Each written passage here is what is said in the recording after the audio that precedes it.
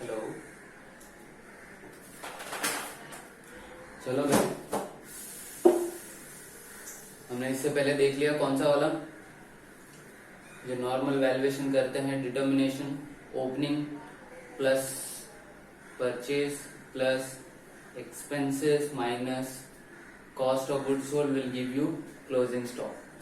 ठीक है, वो देख लिया था, उसके ऊपर कुछ सम सॉल्व किया था। अभी हम जो कॉन्सेप्ट करने वाले हैं वो है inventory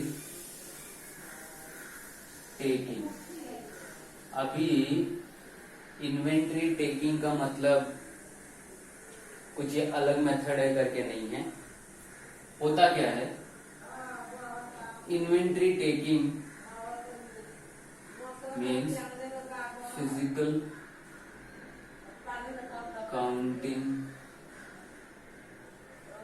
of goods, physical counting of goods and उसके बेसिस पे रेट, जो उसका रेट है वो लगाना। ठीक है, सो इट मीन्स मैं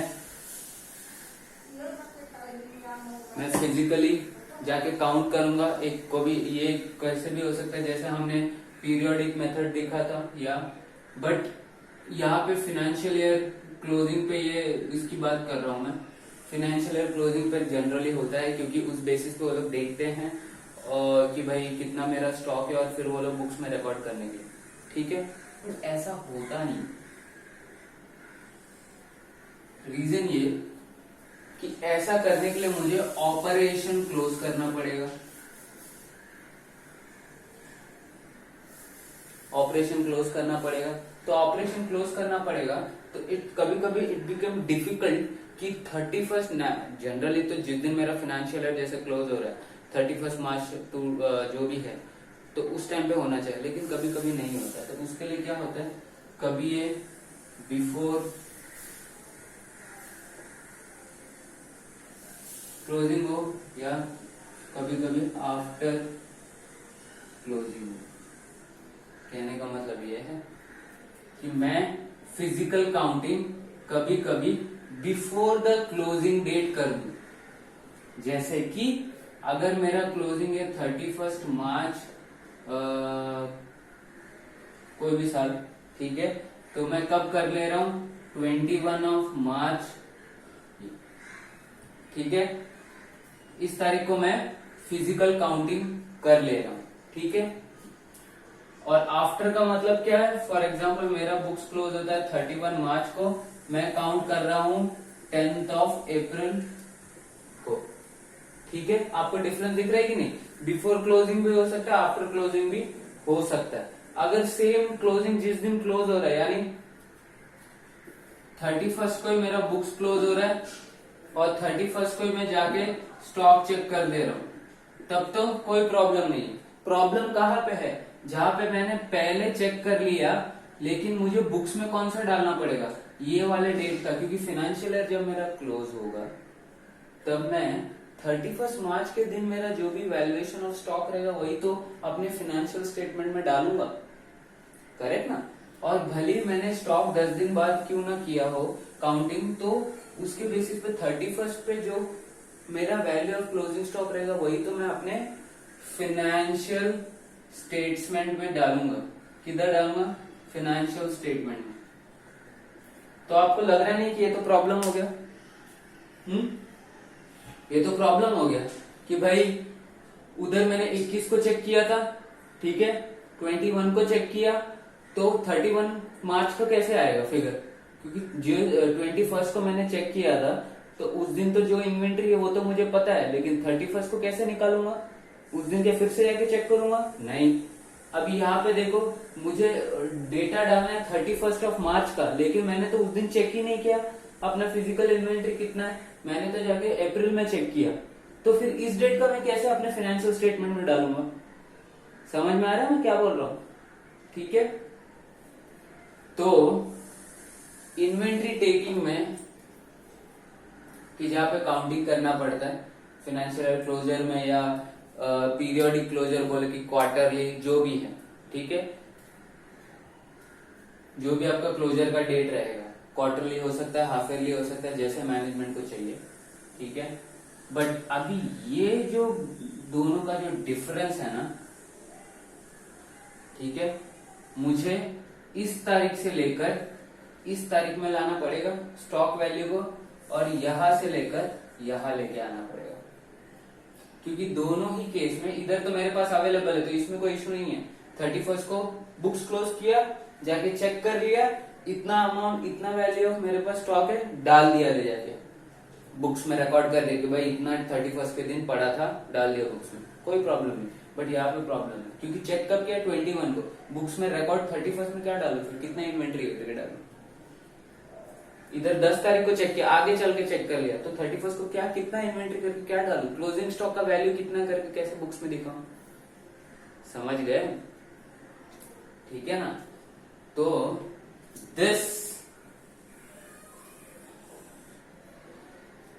issue constitutes your inventory taking का प्रॉब्लम्स, जहां पे इन्वेंट्री बताएगा कि इन्वेंट्री एक्चुअली 31 को करना था बट हो गया 10 तारीख को, या बोलेगा इन्वेंट्री टेकिंग 31 को करना था लेकिन कुछ रीजन की वजह से पहले करना पड़ा।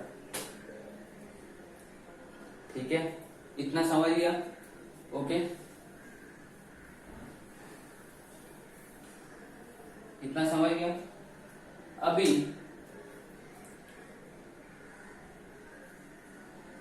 इस डेट पर आपका वैल्यू ऑफ इन्वेंट्री आपके हाथ में है कि नहीं, है ना। आपको किस डेट में जाना है, इस डेट में लाना है, तो इस डेट से इस डेट में लाने के लिए क्या करना पड़ेगा, जो भी आपने परचेज किया है ड्यूरिंग द पीरियड, ये कौन सा, यहां से लेकर यहां तक, ये डेट से लेकर ये डेट तक, उसको क्या करोगे, ऐड करोगे। जो भी सेल्स किया है, गुड्स को बात कर रहा हूं, उसको क्या करोगे, ये डेट से लेके ये डेट तक उसको क्या करोगे, लेस करोगे। जो भी परचेज किया उसको ऐड करोगे, जो भी सेल किया उसको लेस करोगे, तब भी जाके 31 मार्च पे आपका गुड्स अराइव होगा। अगर सिंपल लैंग्वेज में बोलूं तो इसको ओपनिंग पकड़ लो एज एन 21 मार्च, इसको जो वैल्यू ऑफ इन्वेंट्री रहेगा ना वो आपके लिए ओपनिंग बन जाएगा। जैसे ओपनिंग स्टॉक को डील करते हो कि भाई जो भी परचेज ऐड कर दिया, जो भी सेल, तो सेल मतलब सेल प्राइस पे नहीं, cost of good sale value पे, क्योंकि उस वैल्यू पे ही होगा। जो भी इधर एडजस्टमेंट होंगे, वॉट एवर एडजस्टमेंट, वो एट कॉस्ट पे होगा, at cost, no selling value nothing, at cost. जो भी एडलेस होगा सब एट कॉस्ट बेसिस पे होगा। अगर आपको क्वेश्चन में सेलिंग वैल्यू पे दिया है तो कन्वर्ट इट इनटू कॉस्ट। ठीक है, समझ में आ रहा है, मैं कुछ फास्ट तो नहीं जा रहा ना। तो हम फिर से स्लोली लेंगे कि भाई अभी मेरे पास 21 तारीख का क्लोजिंग स्टॉक पड़ा है, लेकिन मुझे स्टॉक चाहिए 31 मार्च का, और फिर से मैं जाके चेक तो नहीं करूंगा, तो उस प्रॉब्लम को मैं कैसे डील करूं कि मेरे पास वैल्यू ऑफ इन्वेंट्री रहेगा as on opening, as on closing इसका, उसमें से जो भी परचेज मैंने इन दोनों के दिनों के बीच में किया था वो मैं क्या करूंगा, ऐड करूंगा। जो भी खर्चा किया वो क्या करूंगा, ऐड करूंगा। और जो भी,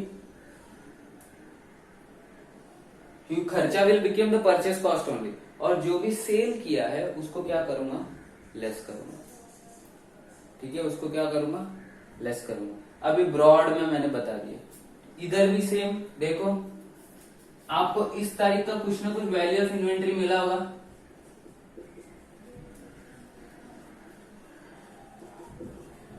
करेक्ट। इसमें से क्या करूंगा, जो भी आपने परचेज किया है कौन से डेट पीरियड में, यहां से लेके यहां तक, उसको क्या करूंगा मैं, लेस करूंगा, परचेजेस। क्योंकि अब हम क्या करें, आगे से पीछे आ रहे हैं, यहाँ पे स्ट्रेट फॉरवर्ड जा रहे थे, बट यहाँ पे क्या आगे से पीछे आ रहा है। और जो भी सेल हुआ है उसको क्या करूंगा, ऐड करूंगा। जो भी सेल हुआ है उसको क्या करूंगा, ऐड करूंगा। At what price, sale at cost price. ठीक है ना, तो जो भी एट कॉस्ट, ओके, इसको लेस करूंगा और इसको ऐड करूंगा। ठीक है, अब देखो, ये तो हो गया जनरल। अब इस सेल में कभी कभी कंसाइनमेंट का वो लोग तड़का लगाएंगे, कभी कभी goods sent for approval basis का तड़का लगाएंगे, कभी सेल रिटर्न दिखाएंगे, कभी सेल आउटगोइंग बताएंगे। तो कुल मिला के आपको क्या देखना है, goods in and goods out, goods in and goods out, कितना गुड्स इन हुआ और कितना गुड्स आउट हुआ। अब वेट वेट वेट, ज्यादा जोश में मत आ जाना। अब ये जो चीज है ना, ये हम एग्जैक्टली कर सकते कहां पे, जब मैं क्वेश्चन में पूछूं आपसे कि भाई मुझे बताओ एक्चुअल फिजिकल स्टॉक कितना है। तो एक्चुअल फिजिकल स्टॉक वैल्यू अगर मैं पूछूंगा तो उसका मतलब भाई जितना गुड्स बाहर गया उसको ही बाहर निकालो, उसको ही वैल्यू पकड़ूंगा। फॉर एग्जाम्पल जैसे अभी कैसे बोल सकते हैं, हाँ मैंने कुछ गुड्स खरीदा, ठीक है, और गुड्स खरीदा है और 3 दिन बाद मेरा बुक्स क्लोज हो रहा है, ठीक है ना। अभी गुड्स निकल चुका है वहां से, ओके। तो क्या, लेकिन गुड्स निकल गया लेकिन वो 31 तक मेरे गोडाउन में नहीं आएगा, वो रास्ते में ही रहेगा। तो क्या मैं उसको इन्वेंट्री में पकड़ूंगा? अगर मैं एक्चुअल फिजिकल स्टॉक कितना है बताओ बोलूंगा तो नहीं पकड़ सकता, क्योंकि मुझे पता है कि भाई एक्चुअल स्टॉक मेरे बुक्स में, मेरे गोडाउन में तो नहीं है। समझ में आ रहा है? मेरे गोडाउन में तो नहीं है, ओके। अब प्रैक्टिस वाइज देखेंगे तो ऐसे तब निकल के आता है कि जब एक्चुअल फिजिकल स्टॉक कितना है, फिर उसके बाद ये लगाओ, आई मीन एडजस्ट करो, और फिर उसके बाद वैल्यू ऑफ इन्वेंटरी निकालो जो आपका, क्योंकि अच्छा रुको, ये तो हो गया एक्चुअल फिजिकल स्टॉक, जहां पे एक्चुअल इनपुट और आउटगोइंग इनकमिंग कितना है, ठीक है, इन गुड्स, ठीक है। दूसरा है आपका, एक तो ये हो गया ना, दूसरा है आपका वैल्यूएशन।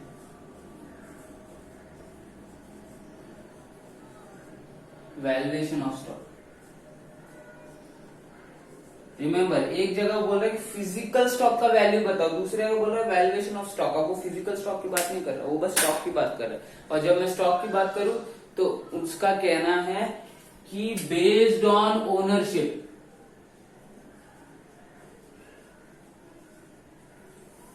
बेस्ड ऑन ओनरशिप, यानी आप अगर ओनर हो उस प्रोडक्ट के तो वो तो आपके बुक्स में रिकॉर्ड होना ही चाहिए। एज ऑन क्लोजिंग डेट पे आप अगर उस गुड्स के ओनर अभी भी हो तो वो आप ही के बुक्स में रिकॉर्ड होना चाहिए, भले फिजिकल पोजीशन ऑफ गुड्स आपके पास रहे या ना रहे। अब ये लगता है ना कि हाँ यार यही इसी बेस पे सब लोग फॉलो करते हैं, तो यस इसी बेस पे फॉलो करता है, इसी बेस पे फॉलो करता है। ये जो एक्चुअल फिजिकल स्टॉक देखा जाएगा तो एक्चुअल फिजिकल स्टॉक का तो चाहिए सबको कि भाई आज के डेट में मेरे पास कितना है। उसके बाद फिर वो लोग को ये देखना है कि भाई कंसाइनमेंट वाले कंसाइनी के पास कितना है, अरे गुड सेंटर अप्रूवल किया था उसमें से कितना अप्रूव नहीं होता, वो भी तो मेरा है, वो सब चीजें आ जाती है, ठीक है। तो इसको भी जानना इंपॉर्टेंट है और इसको भी जानना इंपॉर्टेंट है, ओके। सो समझिए, valuation of stock based on ownership.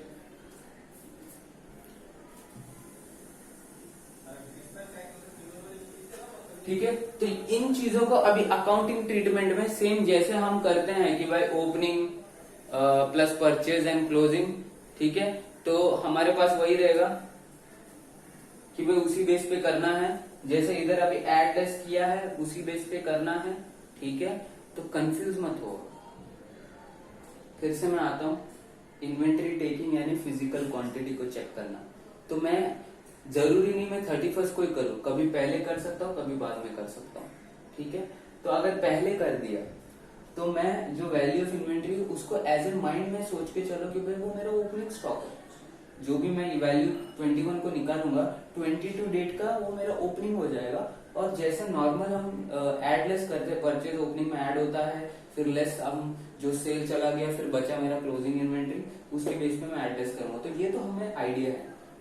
अगर समझो बाद में किया तो बाद में किया तो देखो इधर वैल्यू ऑफ इन्वेंटरी मैं परचेज इसीलिए लेस किया क्योंकि अगर आपका समझो 10 तारीख को 100 गुड्स क्लोजिंग में है, ठीक है ना, आपको आना है, ये 10 तारीख है, आपको आना है 31st पे।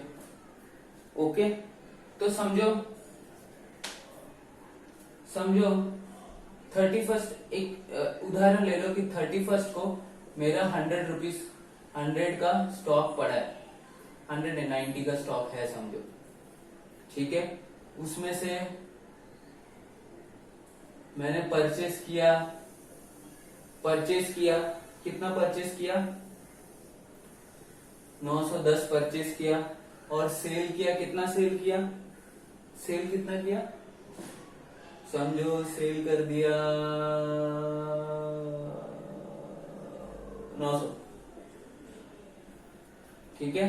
सो this is my sales, this is my purchase.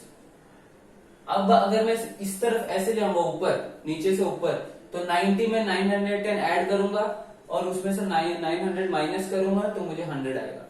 लेकिन अगर मुझे नीचे आना है तो 100 में से 900 को प्लस करूंगा और इसको जब माइनस करूंगा तभी 90 आएगा, नहीं तो 90 नहीं आएगा। इसलिए जब वैल्यू ऑफ इन्वेंट्री में से परचेज को लेस करो, क्योंकि वो product as on this date मेरे पास था ही नहीं, तो जब मेरे पास ये प्रोडक्ट ही नहीं है तो मैं उसका वैल्यू क्यों लूं, ठीक है। और अगर फिजिकल में पूछूं, फिजिकल में देखूं अभी, ठीक है, पहले इसको देख लो, मेरे पास वो प्रोडक्ट ही मैंने खरीदा नहीं है तो 31st को मैं क्यों एंट्री मारूं, ठीक है ना, इसलिए निकाल दूंगा। और सेल्स, तो सेल्स तो वो होगा जो मैंने, जो मेरे पास प्रोडक्ट है उसमें से बेचा है, इसलिए मैं इसको, जो आउट गोइंग है, तो आउट गोइंग मतलब 31st के बाद सेल हुआ है, यानी 31st में जो इन्वेंट्री रहेगा उसको बेचा होगा, तो उसको ऐड कर लेते ताकि 31st पे डिराइव हो। तो इसको याद रखो, सम सॉल्व करेंगे तो और क्लैरिटी आ जाएगी, ठीक है। अब ये तो सब ठीक है, 31st को करो तो कोई इश्यू नहीं, क्योंकि उस दिन पे वैल्यू आ जाएगा। जो भी इधर एडलेस करेंगे सब कॉस्ट बेसिस पे करेंगे। अब मैंने बोला good in goods in goods out, ठीक है, इस बेसिस पे हम पकड़ सकते हैं क्या बाहर गया और क्या अंदर आया गोडाउन के, ठीक है। तो लेकिन उसमें भी दो चीजें आ जाती है, एक आपका एक्चुअल फिजिकल स्टॉक और सिर्फ उसका वैल्यू। तो क्वेश्चन में कभी मैंने पूछा कि भाई एक्चुअल फिजिकल स्टॉक बेसिस पे आपको कैलकुलेट करना है, तो एक्चुअली आपके पास कितना होगा उस बेसिस पे आपको कैलकुलेट करना है। वेयर जब वैल्यूएशन ऑफ स्टॉक बोलूं बेस्ड ऑन ओनरशिप, ऐसा बेस्ड ऑन ओनरशिप कहा लिखेगा नहीं, वो सिर्फ सिंपली बोल देगा वैल्यू ऑफ स्टॉक निकालो। तो वैल्यू ऑफ स्टॉक में जहां जहां भी आपका ओनरशिप है, जिस स्टॉक पे, वो आपका स्टॉक है, तो आप अपने वैल्यू ऑफ स्टॉक में ऐड करते जाओगे, ठीक है। तो ये चीज है, देख लो।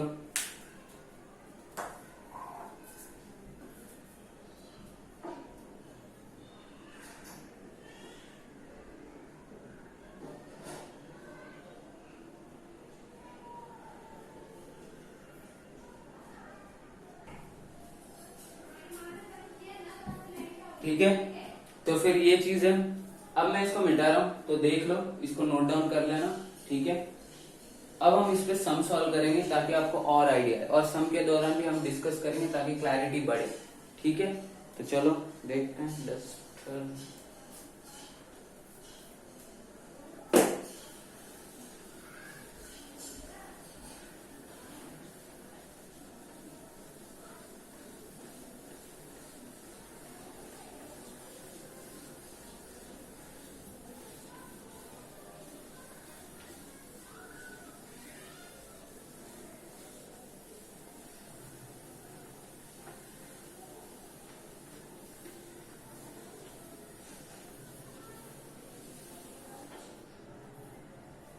या question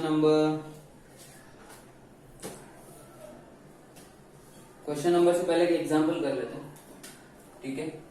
example on inventory taking, ठीक है। फॉर एग्जांपल समझो, जैसे यहाँ पे एक एग्जांपल दिया है कि भाई आपका बुक क्लोज हो रहा है, समझो बुक क्लोज हो रहा है 31 मार्च पे, ठीक है। लेकिन इन्वेंट्री काउंट किया, बुक क्लोजिंग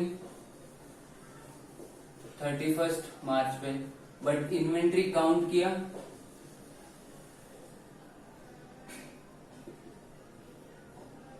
7 7th ऑफ अप्रैल पे, बट इन्वेंट्री काउंट किया 7th ऑफ अप्रैल पे, ठीक है ना। तो अभी transaction between 31st of March two 7th of अप्रैल जो जो हुआ वो डिटेल दी है कि भाई परचेज हुआ है कितने का, 1,52,000 का, ठीक है, सॉरी 1,53,000 का। फिर सेल्स हुआ है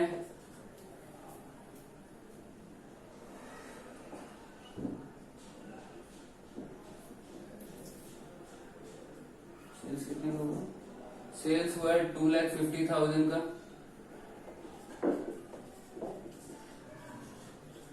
ठीक है। और इस तारीख पे आपकी इन्वेंट्री की वैल्यू कितनी है, इन्वेंट्री की जो कॉस्ट है, inventory cost as on date, कौन से डेट पे, 7th ऑफ अप्रैल, कितना है, 7,85,000, ठीक है। आपको बोला है calculate value of stock as on 31st of March. आगे का डिटेल दिया, आपको क्या करना है, पीछे आना है, समझ में आ रहा है, पीछे आना है। सो कैसे निकालेंगे बताओ, चलो solution, statement of inventory in trade या इन्वेंट्री, स्टेटमेंट ऑफ या तो statement of valuation of inventory as on 31st of March, क्योंकि आपको इस डेट पे चाहिए, पर्टिकुलर रुपीस, ठीक है। आप क्या करोगे, इन्वेंट्री उठाओगे, inventory as on 7th of April, उस डेट का इन्वेंट्री आपको पता है कितना है, 7,85,000, करेक्ट। अब क्या करोगे, उसने क्या बोला, परचेज किया, ठीक है। अब देखो, अब जो परचेज किया रहेगा वो इस इन्वेंट्री में ऐड हुआ रहेगा, बराबर ना। 31st से 7 तारीख तक जो परचेज किया है वो इस इन्वेंट्री में भी आया होगा, बट हमें तो क्या निकालना है, 31st को निकालना है। तो क्या 31st को ये परचेज हुआ था, नहीं हुआ था, क्योंकि 31st के बाद ये परचेजेस हुए, तो हमें तो 31st में तो ये था ही नहीं परचेज, तो इसको क्या करेंगे हम, लेस करेंगे, लेस परचेजेस, ठीक है। कितना, 1,53,000, ओके। फिर क्या करूंगा मैं, ऐड करूंगा, किसको ऐड करूंगा, कॉस्ट ऑफ गुड्स सोल्ड। इसमें मेरे पास सेल्स है, कितना है, 2,50,000, ठीक है। अब रुको, यहाँ पे प्रॉफिट वाला भी डिटेल दिया, मैंने बताया नहीं आपको, प्रॉफिट इज 25%, किधर गया, profit is 25% on cost, profit is 25% on cost. तो उस पर तो बाद में आएंगे, सबसे पहले बताओ इसको ऐड क्यों कर रहा हूं, इसको ऐड इसलिए कर रहा हूं कि मुझे देखना है कि भाई 31 तारीख के बाद जितना भी प्रोडक्ट गया यानी सेल हुआ मैं उसको ऐड कर लूंगा, ठीक है। और जितना भी प्रोडक्ट आया उसको मैं निकाल दूंगा। तो जितना भी प्रोडक्ट आया उसको मैं लेस कर रहा हूँ और जितना भी प्रोडक्ट गया उसको मैं ऐड कर रहा हूँ, तभी तो 31st का डिटेल आएगा। जैसे बैंक रिकंसिलेशन में जो गया यो आया सब लेस करके ऐड लेस करके कैसे आता था, वैसे ही कितना मेरा बाहर मेरे पास और एडिशनल स्टॉक आया, लेकिन ये एडिशनल स्टॉक की मुझे जरूरत नहीं क्योंकि 31st को तो ये मैंने खरीदारी की ही नहीं थी। वेरस 31st से लेके 7 तारीख तक इतना गुड्स जा रहा है और मे भी इस गुड्स में वो भी रहेगा जो 31st को मेरे पास इन्वेंट्री में था। जो 31st को मेरे पास इन्वेंट्री में था वो गुड्स जा रहे होंगे, तो मैं क्या कर रहा हूँ, ऐड कर ले रहा हूँ। ठीक है, तो सेल्स, अब इधर प्रॉफिट इज 25% ऑन कॉस्ट बोला है, मतलब कितना परसेंट ऑन सेल। हमेशा याद रखना कॉस्ट पे ज्यादा परसेंट रहता है, सेल पे कम परसेंट रहता है। तो 25% on cost means 20% on sales, therefore less profit at the rate 20%। अगर करोगे तो कितना आएगा, 50,000। कितना आ रहा है आपका सीओजीएस, कितना आ रहा है, 2 लाख रुपए। ठीक है, सॉरी ये ऐड करेंगे और इधर कॉमा डाल, ये ब्रैकेट क्लोज करो, ब्रैकेट डाल दो ताकि आपको पता चले, वरना ऐड को लेस और लेस को ऐड कर लोगे। ठीक है, कितना आ रहा है, 7,85,000 माइनस 153 प्लस 2 लाख, कितना आता है, 8,32,000 is your value of inventory as on 31st of March. ठीक है, समझ में आया, ये आपका value of inventory as on 31st March. ठीक है, तो कुछ ऐसा अलग या नया नहीं कर रहे हैं हम, बस नॉर्मल, इसको क्या बोलेंगे हम, हाँ, रिकंसिलेशन टाइप कर रहे हैं कि भाई ओपनिंग में 7 तारीख को इतना था, 31st को कितना था, रिकंसिलेशन कर रहा हूं। समझ में आ रहा है, ठीक है, ओके। तो आई होप कि ऐड और लेस का कॉन्सेप्ट आपको समझ में आ गया, क्योंकि अगर 30 से 7 तारीख देखोगे तो यहाँ पे कुछ गुड्स अवेलेबल है और यहाँ पे कुछ गुड्स अवेलेबल है। ठीक है, अगर इनमें से ओके ना, मुझे यहाँ से यहाँ आना है, तो नॉर्मली स्टॉक में क्या करते हैं, जो भी स्टॉक है उसमें परचेज ऐड करते हैं, सेल को लेस करते हैं, तब जाके क्लोजिंग आता है। ठीक है, तो मुझे ये क्लोजिंग ये है मेरे पास और ओपनिंग ये है, तो क्लोजिंग से ओपनिंग में जाना है, तो जो लेस हुआ उसको ऐड करूंगा और जो ऐड हुआ उसको लेस करूंगा। तो जो ऐड होता है उसको लेस करूंगा, जो लेस होता है उसको ऐड करूंगा। समझ में आ रहा है, ठीक है। अब ये ऐसा रटने वाला नहीं काम चलेगा, ठीक है ना, ये तो सिर्फ समझाने के लिए, बट कॉन्सेप्ट ये है। ठीक है, देख लो, कॉपी कर लो।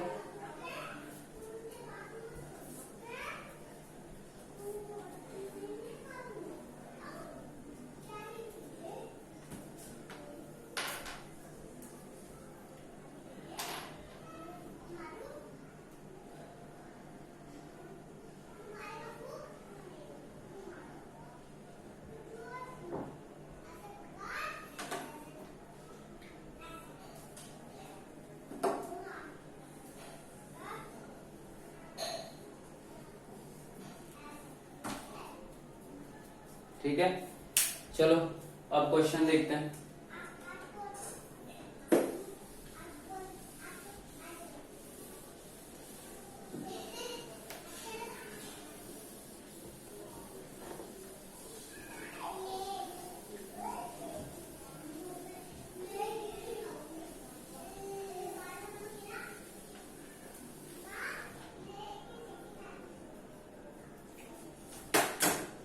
क्वेश्चन नंबर 8,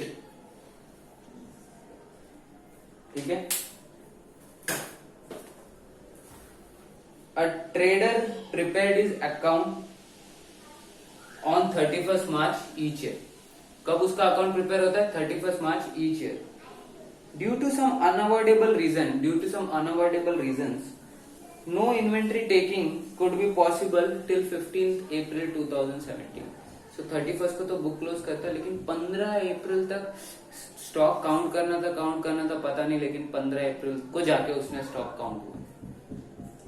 ठीक है, कोई भी रीजन रहेगा नहीं कर पाए, 15 अप्रैल को जाके स्टॉक काउंट हुआ। अच्छा याद रखना, अब इसमें ये मत समझना कि 15 तारीख को किया है बुक क्लोज 31 को हो रहा है तो उसके बेस पे एंट्री, क्योंकि 31 मार्च के दिन तो एंट्री लग गई होगी क्लोजिंग स्टॉक की, ऐसा नहीं होता। ठीक है, मैंने पहले ही कहा है क्लोजर की एंट्रीज ऑडिट होने के बाद भी कुछ कुछ लगती है। ठीक है, क्योंकि ये क्लोजर एंट्रीज है। आपको बुक्स क्लोजर की एंट्री कभी कभी ऑडिट कराने के बाद भी लगती है, या कभी कभी ऐसे फिजिकल वेरिफिकेशन करने के बाद भी माननी पड़ती है। ओके ना, और आप जाके बैक जाके मार सकते हो। ठीक है, I am not talking about transaction जो डेट हुआ बैक डेटेड जाके मार दो, ये क्लोजर की एंट्रीज है। ओके, बाकी वो भी कर सकते but that's not a good practice.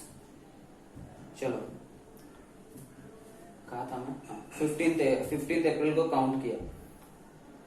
अभी on which date the total cost of goods in his godown came to 5 lakh. अभी उस दिन उसने काउंट किया गोडाउन में जितना भी गुड्स है तो उसका वैल्यू कितना निकला, 5 लाख। अभी the following fact were establish between 31 March and 15 April 2017। सो 31 मार्च से लेके 15 अप्रैल 2017 तक फॉलोइंग ट्रांजेक्शन हुए। कौन कौन से? सेल्स हुआ 4,10,000 का इंक्लूडिंग कैश सेल ₹1 लाख। हमें उससे क्या करना है, कैश हो या क्रेडिट, ठीक है, उससे कुछ नहीं करना है। सेल्स हो रहा है, गुड्स जा रहा है, हाँ। परचेज किया है 50,34,000 का इंक्लूडिंग कैश परचेजेस ₹19,000। इससे भी कैश परचेज है, क्रेडिट परचेज है, हमें उससे भी कोई मतलब नहीं। गुड्स परचेज किया बस इतना मैटर करता है। फिर सेल रिटर्न हुआ है 10,000 का। तो जो मैंने सेल किया था देखो ऊपर 4,10,000 का, उसमें से 10,000 रिटर्न आ चुका है।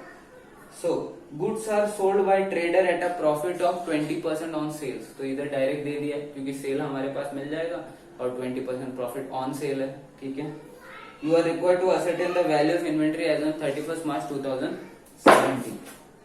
ठीक है, so statement of value of inventory as on 31 March 2017। ठीक है, पर्टिकुलर्स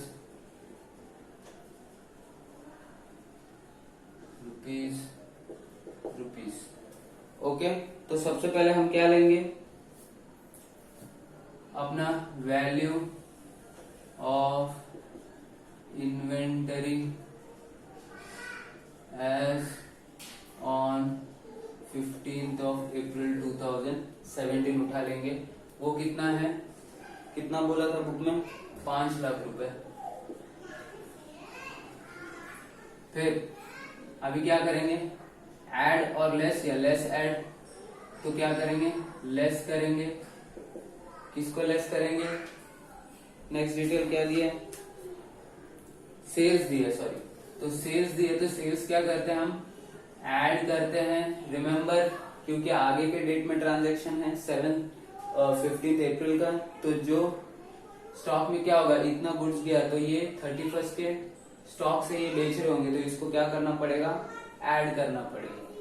ठीक है, तो कॉस्ट ऑफ गुड्स सोल्ड है ना, हमें सिर्फ कॉस्ट के बेसिस पे जो भी करना है।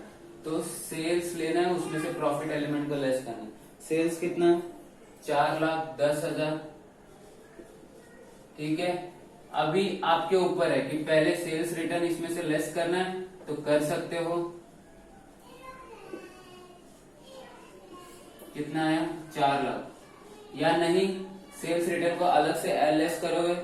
सेल्स रिटर्न को जब अगर अलग से करना है तो कैसे करना है वो भी बताऊंगा। नहीं, एक सम है उसमें आएगा, उसमें कवर हो जाएगा। ठीक है, तो सेल रिटर्न देखो 4,10,000 में से सेल रिटर्न इतना हुआ तो नॉर्मल इतना है, तो इसमें से क्या करेंगे, ग्रॉस प्रॉफिट को लेस कर देंगे, profit margin at the rate 20%। तो इसका 20% कितना आएगा, 80,000, करेक्ट ना। इसका 20% कितना आएगा, 80,000। तो आउटर कॉलम में कितना है आपका cost of goods sold, 3,20,000। This you will add in it 5 lakh. ठीक है, फिर क्या करोगे, अभी लेस करोगे कॉस्ट, लेस करोगे परचेजेस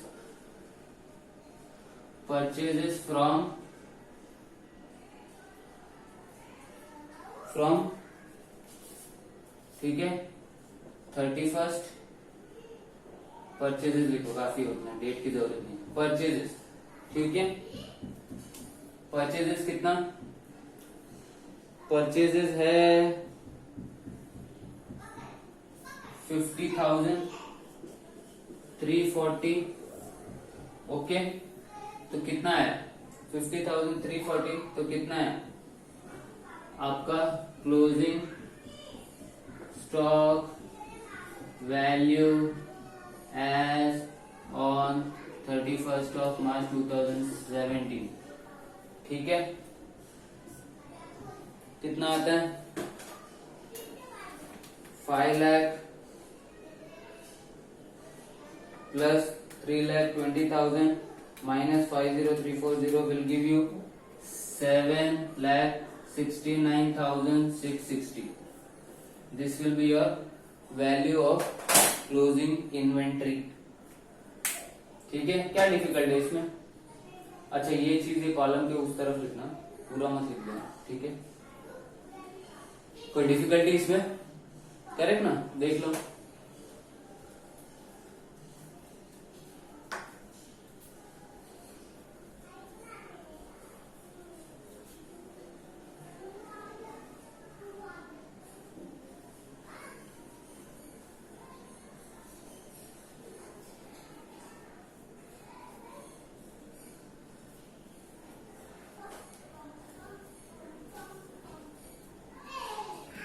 ठीक है, चलो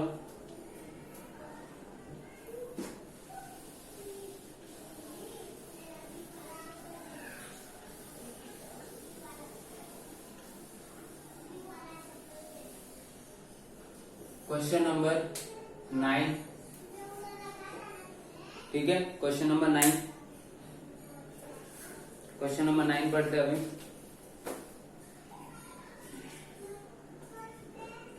Inventory taking for the year ended 31st March 2016 was completed by 10th of April 2016. तो इन्वेंट्री टेकिंग कब 31st मार्च 2016 का कंप्लीट कब हुआ 10 अप्रैल 2016, मतलब 10 दिन आगे जाके कंप्लीट हुआ।